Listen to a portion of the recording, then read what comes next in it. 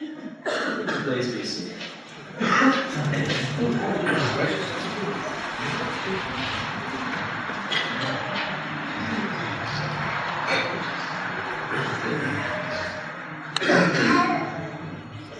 So it's a bit tough, a bit harrowing that already again we have to come to a Sunday and speak about some horrible atrocities which have happened in the world on innocent worshippers. Of course, you know what I'm talking about over in Sri Lanka, the attacks that happened there. The death toll again was revised to about 250 recently. It's very hard to talk about the background or the reasons behind any of these attacks without knowing the history of the place incredibly well and having faith in those who come out and actually claim it was theirs. So of course we know that ISIS has claimed the attack, and that may well be true, but we should always question the integrity of terrorist organisations. Right? They don't always tell the truth, they often lie, and their purpose is to obviously, of course, create terror and spread their message. Now many more people who are actually believable and credible have come forward and said that's the case. So we can probably believe that. Now of course Sri Lanka has an incredibly complex background, and just a cursory glance at the history of Sri Lanka will sort of bring home the socio-political, religious, economic kind of mix that's going on over there. But what do we see again? What have we seen happen yet again? So soon after Christchurch, a group of innocent believers going to their place of worship like we are today, very similar, to worship their God, to come together in community on Easter, when these horrific attacks happen, and in a few hotels as well. There's a clear message there. It's really not hard to see what the message was. It was an attack on their faith, it was an attack on their safety, and an attack, of course, on the country at large. And that reverberates through other countries throughout the world. Those who have been hurt, and those who have lost people, here in Australia and many other places. So, of course, we mourn with them, and we stand in solidarity with them, and our prayers and our hearts and our thoughts go out to all of those who are affected by that horrible tragedy. And let us pray that we don't have to get up here in a few weeks' time and do this again. Wouldn't it be great if we could pray that we never have to do that again? So our heart goes out to those people in Sri Lanka. I think it's incredibly important, actually, that we think of what's happened over there when we look at our gospel today. Is this gospel fairly familiar to most of you? It's fairly common one. We've heard it before. We know the story. And those of us who are ordained would recognise that little sentence, those sins, if you give, are forgiven. Those who retain, you retain. That's given to us during our ordination vows. And that's an incredibly heavy responsibility for each and every one of us. But this text, this scripture, is built into the life of the church in a very real way. So what happened? Well, we're told the disciples were locked in a room for fear of the Jews, right? Is that religious persecution, fear coming in again? It's very probable that there were sort of rumbles already going on here. There was probably already a bit of rejection happening for the early followers of the way, and especially when at the time the Gospel of John was written, those who were following these new people of the way, these people who were following Jesus, were beginning to be expelled out of synagogues. So we get that sense of fear, that sense of cloistering together for fear of those around them. But Jesus breaks into this scenario. And what does he say? Do you remember? Peace be with you. Isn't it so simple? And yet so incredibly profound. His disciples huddled together for fear of those around them. and their great leader, the one they know to be Messiah, breaks in, the first thing he says when he comes back to them is, "Peace be with you." That's what Christ brings. So they talk a little bit, they're starting to get a bit bewildered and excited. What does he say again for the second time? "Peace be with you. As the Father has sent me, so I send you." How does Jesus give the first Great Commission? How does Jesus send out his first apostles, his disciples? With peace. He sends them out with a great message of peace. At the heart of everything that he is to tell them and everything he has told them is the great shalom, which isn't just an absence of unrest. It's not just the absence of bad emotion or bad feeling towards others. It's an active peace that goes out and actively tries to create more of such peace and draw other people into this great shalom. So he sends them out and gives them a great commission. But Thomas is not there with them at the time. He comes a week later. And the disciples tell him, "Well, we saw Jesus. We saw his hands and his side." But Thomas can't quite believe it. I wonder how many of us would believe that. If I came up to you this morning and said to one of you one-on-one, "Look, I just saw Jesus. I saw his hands and his feet," would you believe me straight away? Please tell me you wouldn't. I really hope not. No, you don't believe me like that. But we can't blame Thomas for not believing.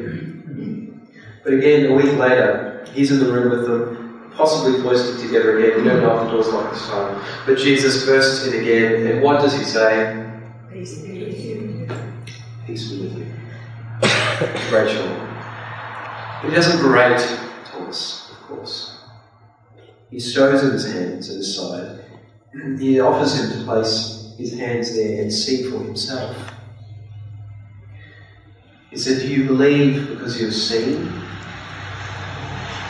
Blessed are those who have not seen and yet come to believe."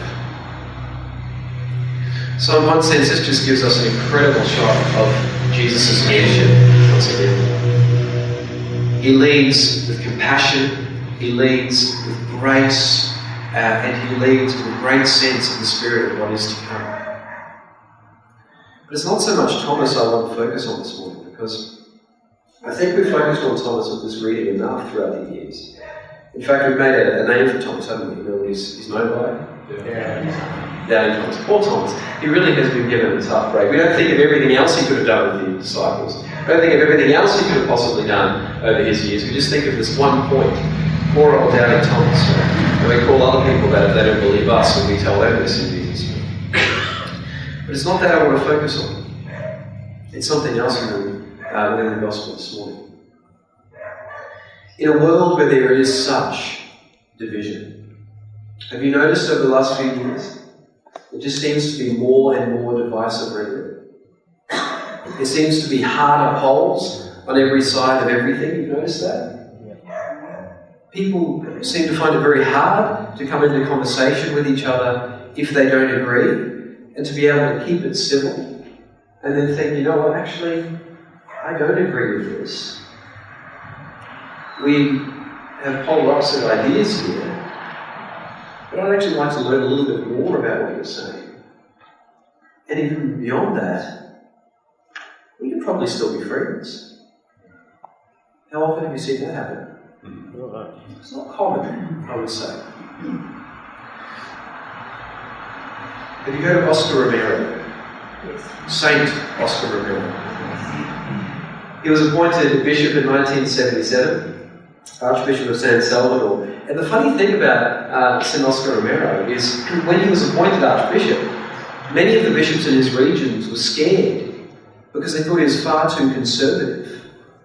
And they thought that he would put a halt to the liberation and social justice work that they've been doing around the area, which is extremely interesting because we know him now as a man who who worked his entire life for the poor, for those who were being tortured at the time, for those who were being oppressed. He focused his ministry on helping those who were suffering under injustice. But he was the one who was to bring this kind of great dampening down of that. Little did they know that he would give his life to help these people. So Oscar Romero was known as, and is still known as, a great liberation theologian. But he surprises you at every turn. He's a bit of a paradox, St. Oscar Romero. Apparently he never read one of the liberation theology books that was sent to him.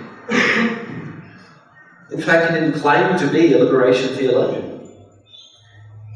He said, yes, you know what, I love liberation theology, but I don't think we should be focusing so much on material liberation. This is where Oscar Romero kind of breaks the mold. Yes, of course, he worked on the ground. He risked his life multiple times to bring those up who were being pushed down, especially the Catholics in his area who were starting to be pretty heavily persecuted.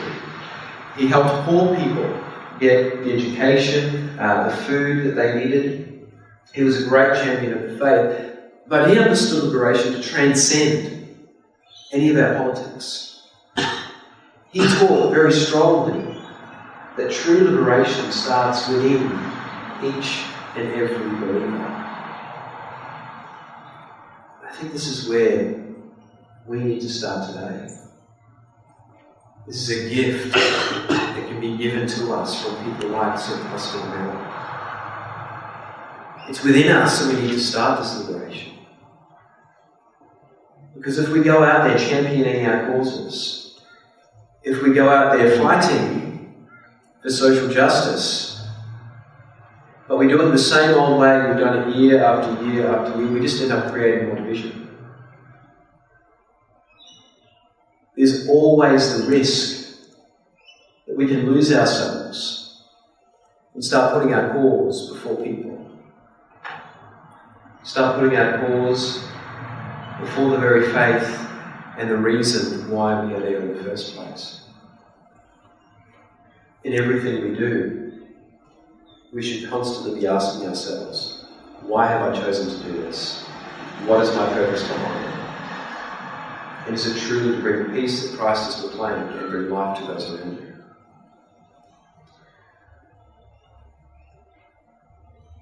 So blessed are those who have not seen and yet believe. Jesus said, peace be with you 3 times when he came back to the disciples, when he gave them their great commission. Everything he does was couched in peace. The beginning, the middle, and the end. Everything we do as Christian people, the way we live, the way we speak, the way we act in society has to be couched in this peace of Christ. Loving is not easy. Sometimes it can be wonderful. Sometimes it can be joyous. At other times it can be disturbing and difficult. It's the only way to get to this place. Oscar Romero said, let us not tire of preaching love. It is the force that will overcome the world. I believe that. You say that nowadays out in society, people think you're crazy.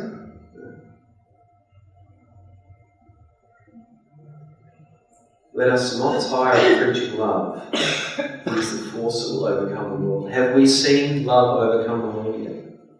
No, not yet. Have we seen this world turn to a place where Sri Lanka doesn't happen? Christchurch doesn't happen? Do we yearn for that world? Is this the kind of peace that Jesus was preaching, that Jesus was teaching, that Jesus shows us every single day in our lives? Is this the kind of peace that the Spirit can wake up within us and inside us.